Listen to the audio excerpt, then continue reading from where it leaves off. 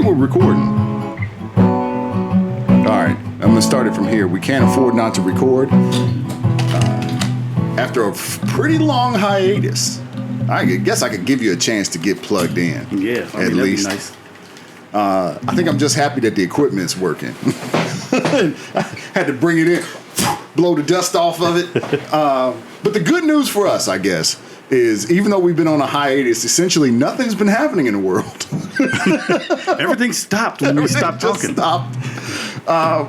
But I think we do have a couple topics we're going to hit on, and we're trying sharpen this section in and just talk about one of these topics. And what do you want to hit first? What is this first episode? I think we got to talk about Trump. Okay. All right. So if we're going to talk about Trump. And I think two things to be careful of. The first is Dave Chappelle said it best about Donald Trump. He's not the hokey pokey. It's not what it's all about. But I think we definitely have to address Trump because it's not so much Trump, but it's his followers right now. And so what about Trump you want to hit? I guess what's going on in the news? Epstein? We got to talk about Epstein. I mean, you say what's going on in the news, but Trump is throwing some stuff at us. He threw the MLK documents at us. He's trying to buy Scotland, retaking the Panama Canal. Anything he can think of. The Washington Commanders. Make them back to the Redskins. Yeah. He is throwing everything but the kitchen sink at us. He is, but it's all a distraction. It is. And if you can't see it as desperation, then I don't see, what you're seeing. At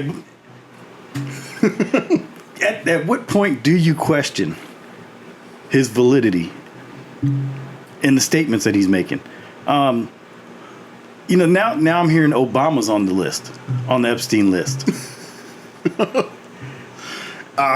This is the first time that I feel like Trump supporters have seen who we have seen this whole time. This is the same playbook. It's the same playbook though. It is, but some supporters are seeing it. Yes, but there's still a large number that are too invested to turn back. No, they're not. It's not time to turn in the MAGA hat yet. You know what this feels like? Remember Charlie Brown? In the football? It's exactly what this feels like. Like when Donald Trump came out that time and said, hey, Obama was born in a different nation, and I've got people down in Hawaii, and they're going to figure this all out, and we're going to give you the truth. And then he just didn't. This feels like the 100th time that he's done that to him. But he's finally hit on something that they seem to care about. Well, he ran on the Epstein. No, he did not. He didn't. That's the scary thing. The MAGA ran on Epstein. MAGA, yes. Okay, yes. MAGA ran on Epstein. Trump has been pretty clear from the beginning.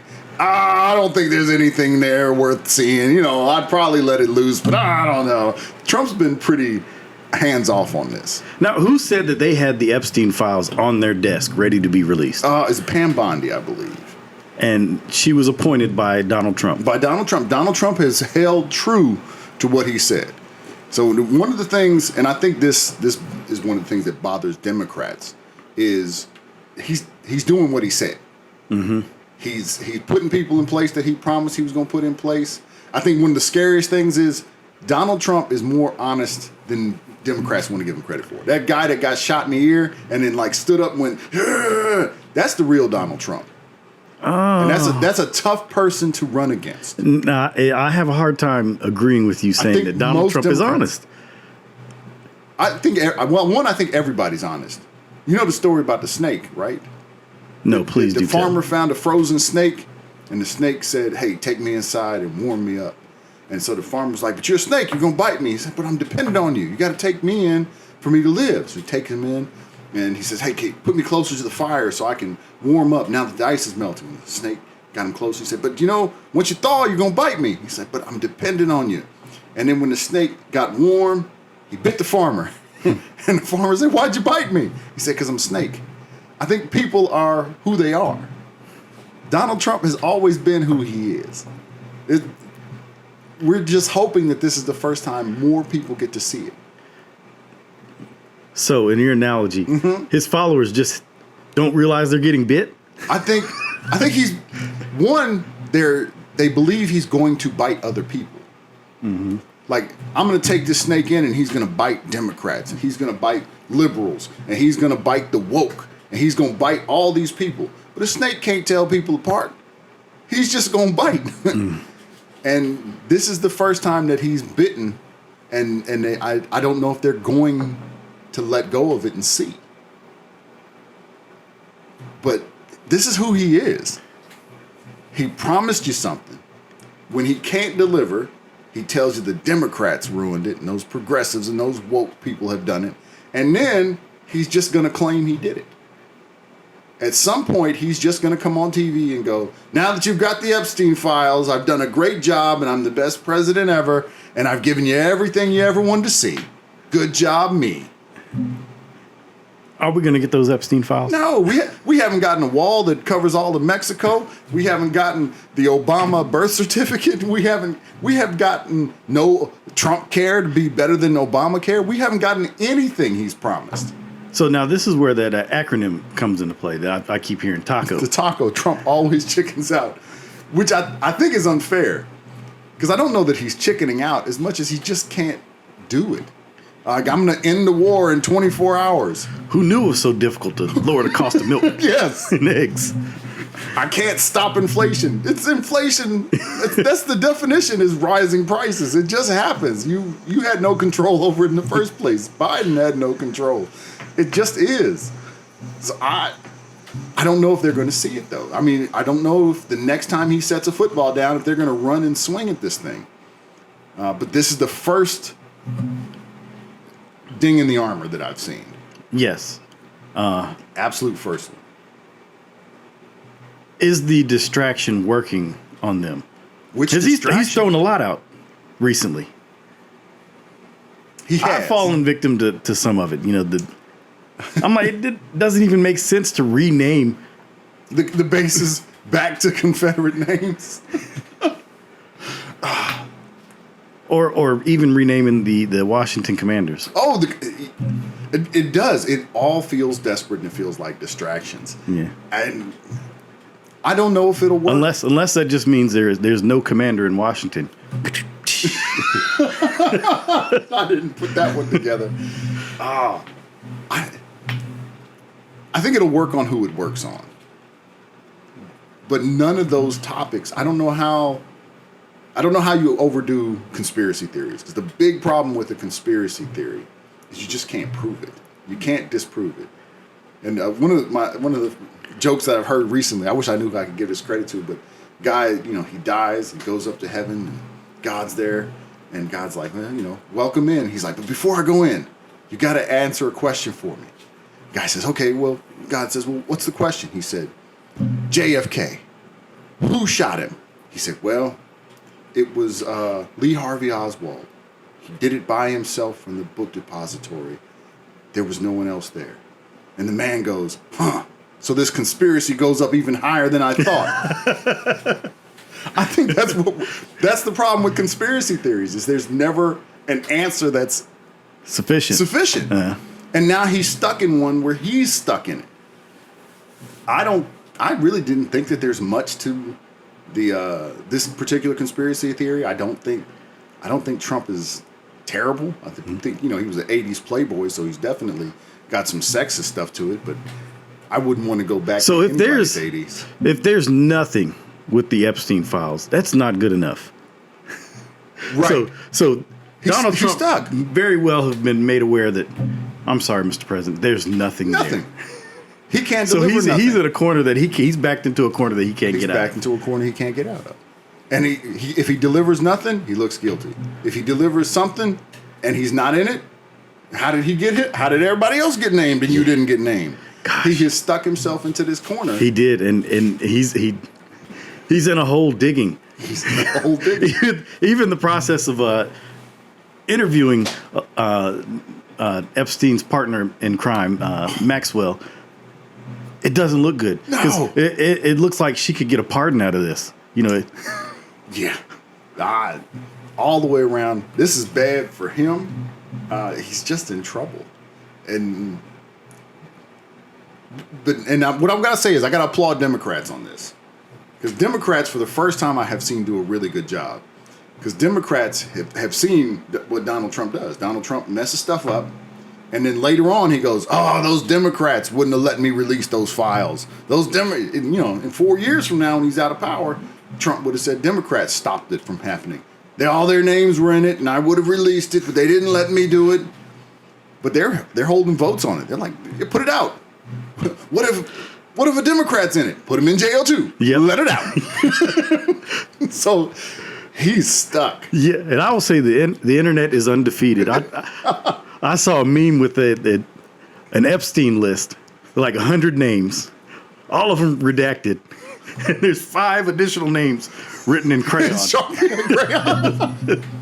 Obama, Elon Musk, Biden.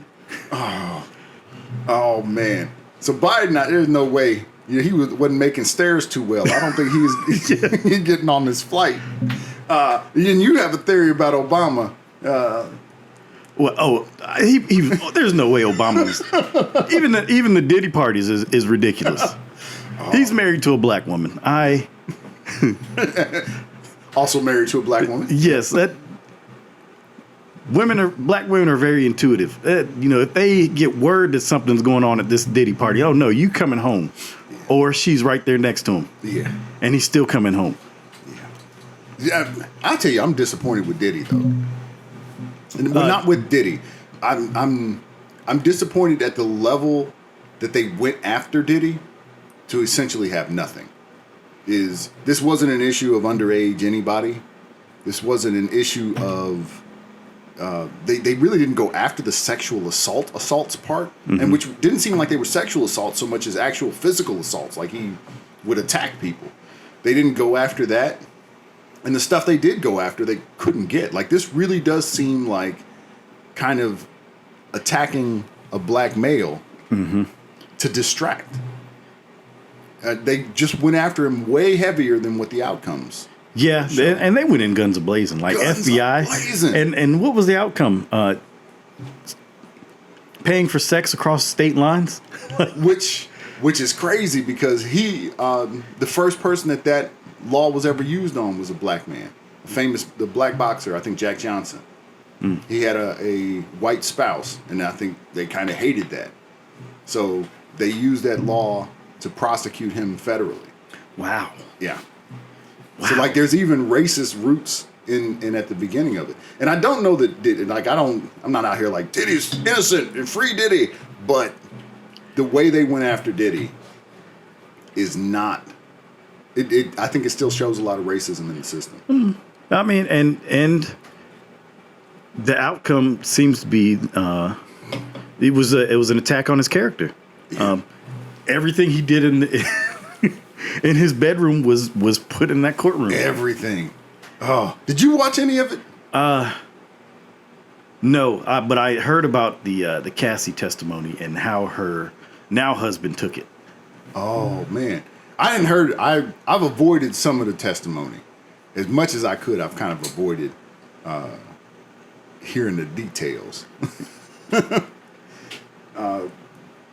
But I don't know what we do with that, man. What did he do?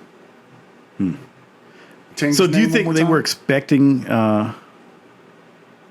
for him to have a fall like Bill Cosby? Yes, I think they were expecting I think they were expecting something on the level of Epstein. I think there's this real hope right now that there is this cabal of famous people that's causing all the problems in the world.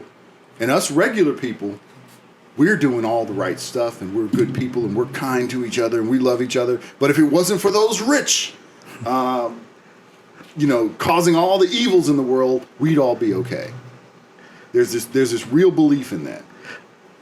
I can get behind that. But that extends to most billionaires like Elon Musk and Donald Trump. Yeah. Most of them were included in this idea beforehand. But I also think it's weak. It prevents American people from taking responsibility. Like, this is our government. You didn't get tricked into voting these folks in. You voted for them. Mm-hmm. You didn't get convinced by some big cabal out there to cut educational spending. You chose to cut educational spending. You supported these things. And I think we don't like to take blame for stuff. And if we don't take blame, then we can't go in and fix it. And so that idea bothers me when they're like, it's the rich elites out there doing all the dirt. No. You're the one out here not being kind to your neighbor. You the one out here cutting school lunches for kids. It's you. It's not some big billionaire. Yeah. And I think I've always had a problem with that. Targeting the impoverished, and even with these immigration laws. Mm-hmm. They're the most recent target. Yeah. What are the immigrants doing that's causing trouble? Well, the fact that they're pulling them off of farms and construction sites, like these are people who are actively working. We have 5% unemployment. Everybody is working. Like it doesn't make any sense for us to stop anybody from going to a job, because it's not like they're doing some job somebody else wouldn't do. They're doing a job somebody else can't do, because we all have a job and then we've got a side hustle. I can't go do that job even if it pays more, because I'm busy doing my job. It's 5% unemployment. There is nobody we can remove from our system. We need to figure out how to bring these folks in. And that's the one I would like to do, though, is I would like to figure out a clear path for bringing the immigrants in. I think meet them at the construction sites with a W-2 and an application. I tell you, that one seems like the easiest one for me. Is if Here you go. Now we can take taxes out of your check. Yeah. And we know you'll be paid fairly. And you don't have to hide anymore. And if you want to go home for the weekend, go, because you can come back next week. I think we've got to open, and I don't know in terms of open the borders and just let everybody in, but open the border so that somebody who wants to work seasonally can work seasonally and go back home and be with their family and spread the wealth in a way that makes sense in terms of trade. But we'll let, Ford and big companies trade over the border, but we won't let people. That's crazy. But that's the world we're in now, and they are hitting hard, and they're spending a lot on ICE. Does that worry you right now? Because there are two things that worry me with ICE. So the first is the big beautiful bill really increased the spending on ICE. Oh, really? A lot of money is dumped into ICE. And so the second thing is they're going after the 13th Amendment, birthright citizenship. And so the idea is, if we can decide who an American is and who isn't an American, we can now use ICE to deport people. Ooh. So if we go, hey, you're one of those woke people, you're out. Transgender, we no longer accept those as Americans. Let ICE take care of them. Is this idea of deciding who is an American based on an arbitrary standard and this increased funding in ICE seems really scary. And I wonder if those people, remember the people who were like, hey, if those IRS agents come down my drive and try and take my guns, I wonder if those same folks would fight against ICE if they come and try and take their guns.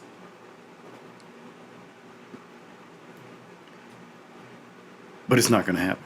Why wouldn't it? How much easier would it be if Donald Trump just deported everybody who believes in the Epstein list? He said it before, they're not my followers anymore. Oh, I didn't know this. They're stupid people. If you're still looking at the Epstein list, you're a stupid person. Oh, no, he said this? Yeah. I feel like I could bring that up. I was like, come on now. This sounds like some of that MSNBC made-up crap. Come on. Ah, man. That man is... Cite your reference. Come on. Let's see what you got.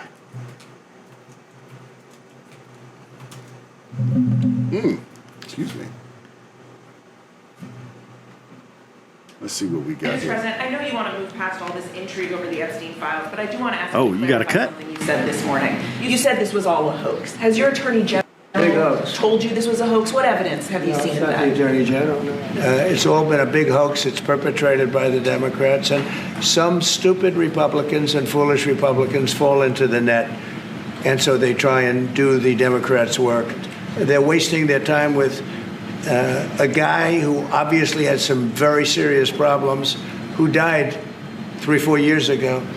I'd rather talk about the success we have with the economy, the best we've ever had, and all of the things we've done, including in the Middle East. I mean, you see it.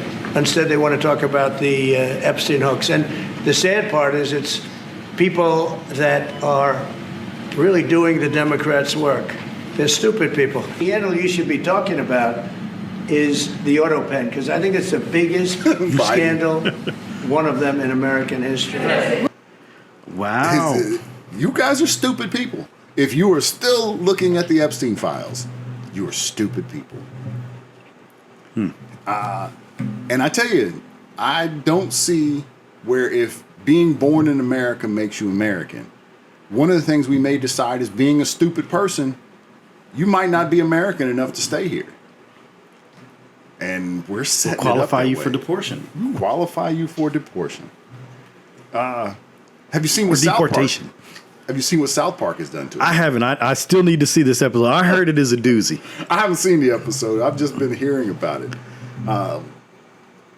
Do you think he's going to attack? Well, one, he tweeted about it. Like, people in the Oval Office actually sent out a message. Like, they stopped their time doing presidential stuff to tweet about a cartoon. Really? Yes. Oh, wow. So, I mean, it's a play from his book. You know, any news is good news. Any publicity is good publicity.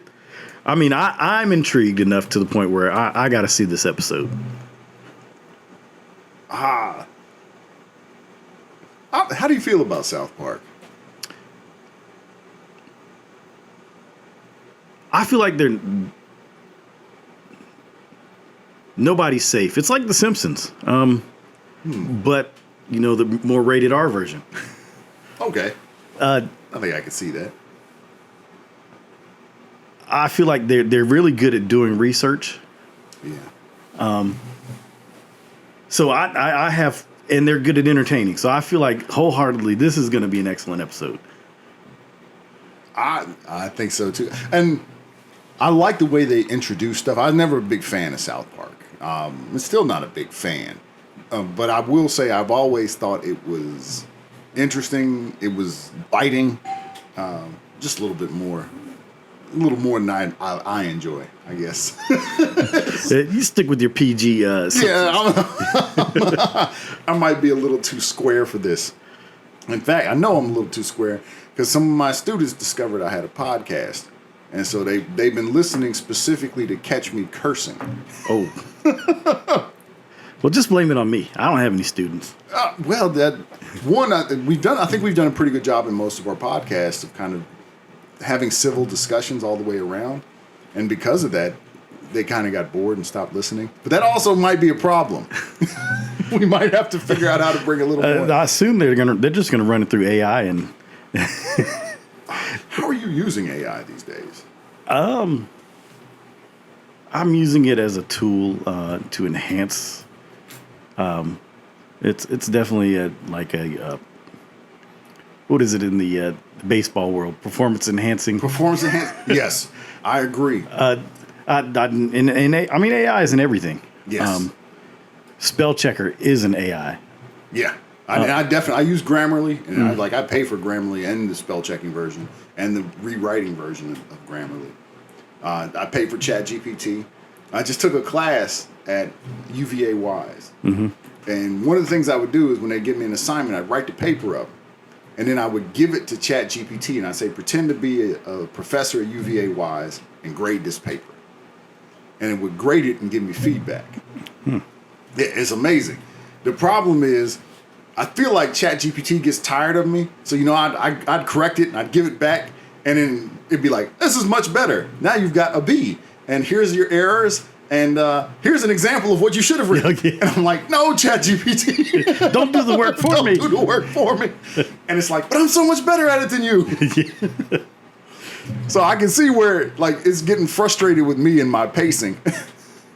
So I can see where that kind of stuff would be difficult. But the problem is, the stuff I'm taking the classes for, I do for a living. So I can't have it do it for me. Like, I have to figure this stuff out. Otherwise, I'm going to get stuck in meetings or something and not know what I'm supposed to know. And so it's scary in that aspect. Like, I could just go to bed because it just wrote the new thing for me. But I don't know enough. You know, this didn't make sense to ChatGPT. It's not going to make sense to my professors. I got to fix it. So I don't know what we do about that. And I don't know if younger me would have not just taken it.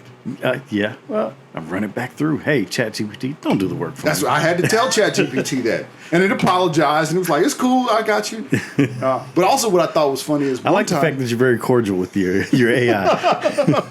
You know what? I've stopped being cordial though. Really? Yeah, but you know what? I had a conversation with it before I did. Is what I've understood is it takes a lot of power to run the AIs, and the pleases and thank yous are eating up like gigawatts of computing power. So I was like, ChatGPT, I'm going to stop saying please and thank you to conserve energy. I don't know why I think it's going to like remember this later on. It does. Yeah, it Especially if you're paying for it. It does a pretty good job. But yeah, it's definitely a performance enhancing drug. I would like to include it in my school for students to use. So I'd like to have an AI computer in the classrooms just for when students have ideas, like to pitch it to AI. I mean, well, it is a tool that is going to be necessary for them when they get into the work field. Yeah. And learning how to use it. I mean, I have no doubt that they're going to be running a cash register. You know, I just received $12 and the total was $11.35. How much do I need to give them back? You need to give them back $2. You know, I should have chosen an easier number that I can do in my head. You think the AI will do that? But the cash registers are getting that way now. Man, we are so much into the future. It's kind of scary because think about what kind of job you'd have when everything's automated. So you go to the grocery store and the doors open automatically for you. You don't need to. And then you go in and purchase your goods and you swipe it across the thing yourself and it has a camera to watch. And then you walk out the store after paying with the card, but you didn't need change on. Come on, man. We've got grocery stores that have baskets where you put items in the cart and by the time you walk out, you've checked out. How do we keep people employed if we don't need people?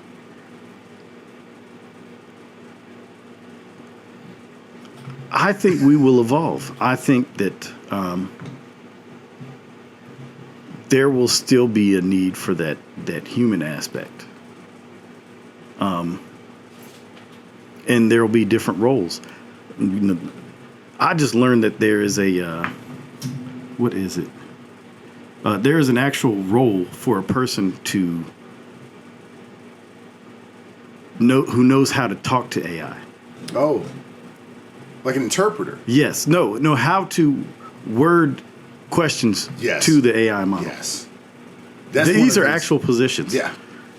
You know, you can ask AI something, but you have to know exactly how to ask it to get the desired outcome.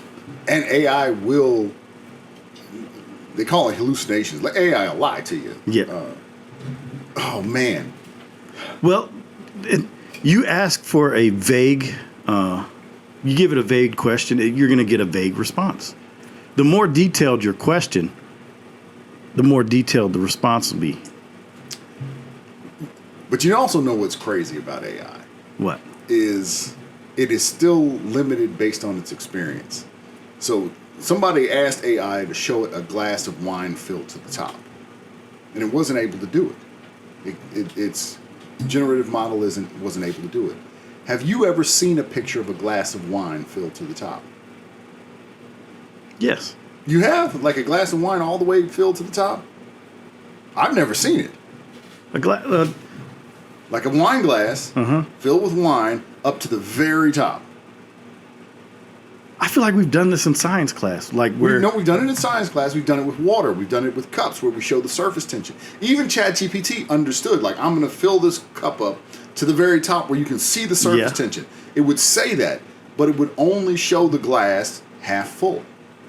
Because of all the images on the internet, there aren't enough images of a wine glass filled with wine to the very top for it to pull that image from. So it can't create it. Huh. So if you ask ChatGPT, like, show me a unicorn in a swimming pool, it would go find all the pictures of unicorns, it would find all the pictures of swimming pools, and it would tie them together in a made-up image.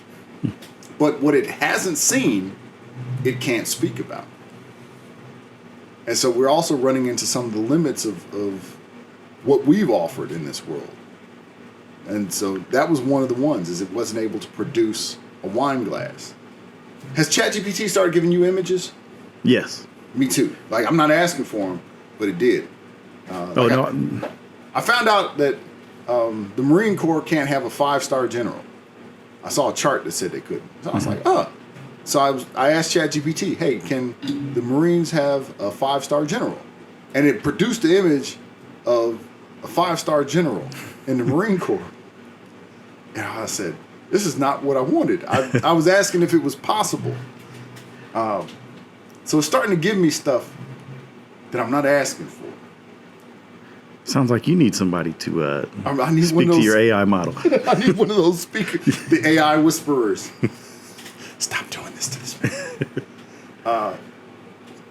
What brought me on this tangent, because if you wonder how in the world we got from Donald Trump to AI, is recently, I spent a lot of time on YouTube. And on YouTube, my algorithm's all over the place. But I got like these AI videos of just racist situations. Really? Yeah. So it builds all these jokes together. And it kind of hits everybody. So there's one where this guy's in a MAGA hat and he's sitting there eating his cereal. And it's all AI generated. Like, the guy's AI. And his wife comes in and she's like, I just woke up. And he's like, woke! And a lot of, there's kind of this stereotype of black women wearing bonnets, saying dead ass, and driving Nissan Altimas. It just cuts at these very sharp stereotypes. Wow. And it's all built on AI. Your algorithm is totally jacked up. My I get stuff like the big black alligator man, like in a swamp with an alligator hand feeding him slices of pizza and like rubbing his head. What? I have not seen this. Yeah. Or the little AI babies reenacting movies. I get some of those. I got Big Perm and Friday. I got AI babies producing. But what I'm discovering is what you are. It's feeding you kind of your worst inhibitions. Yes. Is AI is feeding you your worst inhibitions. Instagram is feeding you your worst inhibitions. The screens are giving you the worst of what's possible. Yes, I agree. It's giving you what you desire.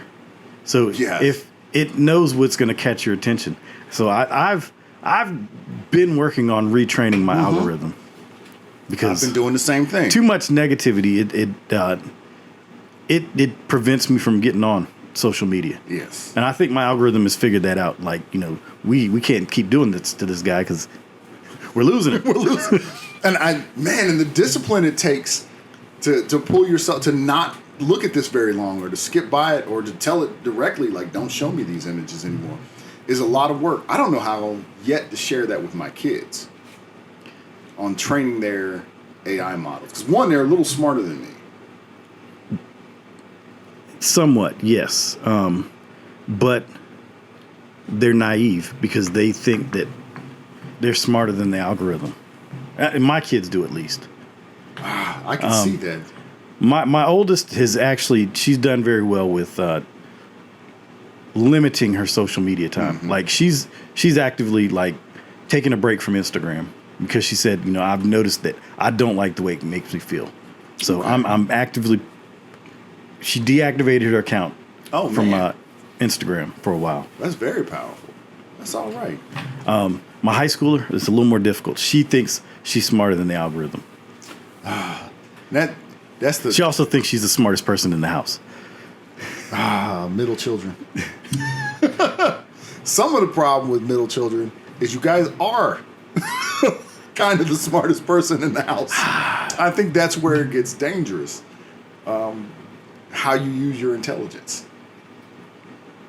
And that can be scary. And that's a little bit of payback. Oh, gosh.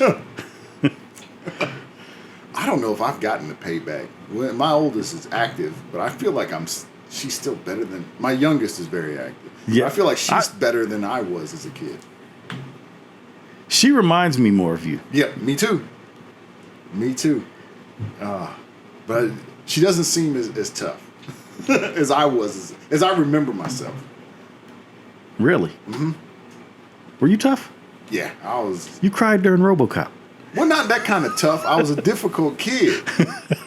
I was. I jumped. I acted before I thought. I broke stuff. I was moving all over the place. Like, I was tough to parent. I wasn't a tough child. I was probably a very weak child. And you know that robot shot that person for no good reason. But I think you all are doing a great job with harnessing that energy. You know, you got her in gymnastics. I think that was probably the best thing you could do. You're like, hey, and she loves it. She does. Since your daughter was, you know, old enough to do a cartwheel, she's been doing them in the yard. Yeah. And she's not on couches as much. And that's a scary thing. And when we talk about privilege, so there's two things. We're coming at the 40-minute marks. We got about 3 minutes left in this podcast. And I would like to hit the idea of privilege at some point. Because I think there's a lot of folks, especially if you're dealing with white privilege, where there's this idea of, I don't want to claim white privilege, which is crazy. Because I think we have a very strong kind of middle class and, you know, historically educated family members as a privilege. It's made things easier for us.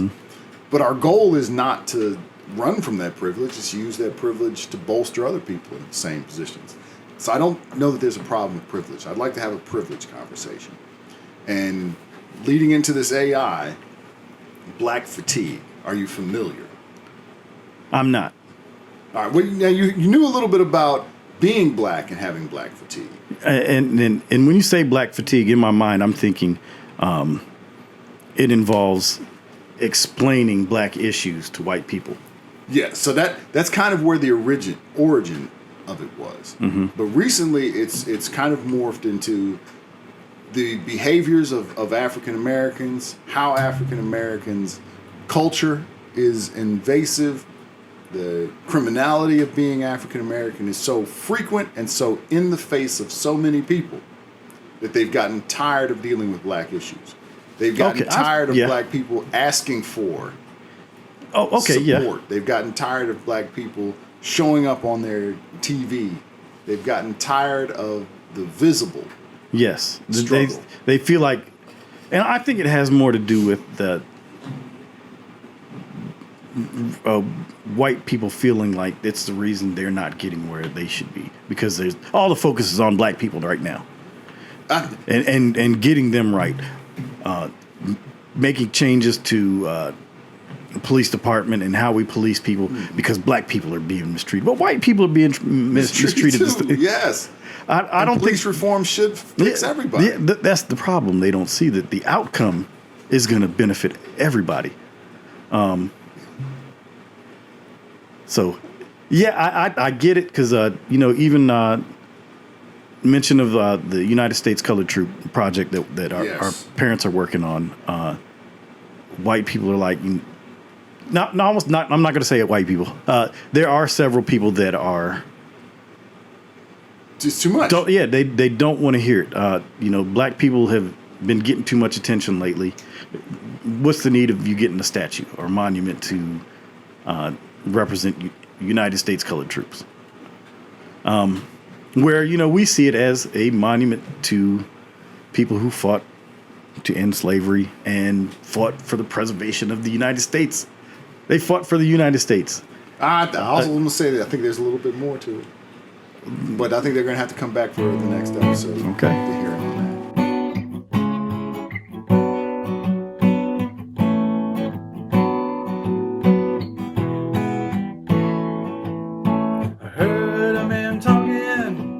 Didn't know what he was saying, but it kept on spilling. His words just the same. His mind seemed scrambled.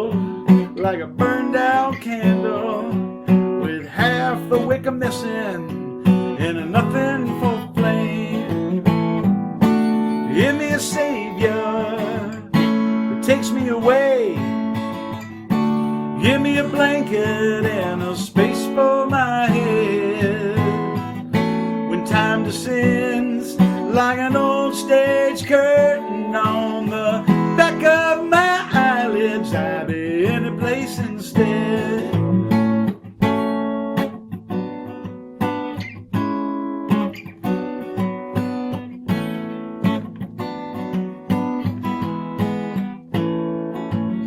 You just kept a rambling, talking 19 to the dozen, like a worn out needle tripping right across that groove. You said there's a silence that's creeping in darkness, but why look for answers when there's nothing to prove? Give me a savior that takes me away. Give me a blanket and a space for my head. When time descends like an old stage curtain on the back of my eyelids, I'll be in a place instead.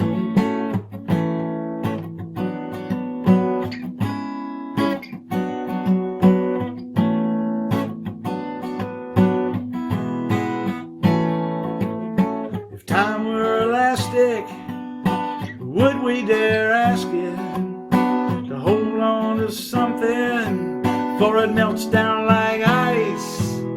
And if we could listen, we'd hear back the laughter, 'cause no one ever wades through the same river twice. Give me a savior that takes me away. Give me a blanket and a space for my head.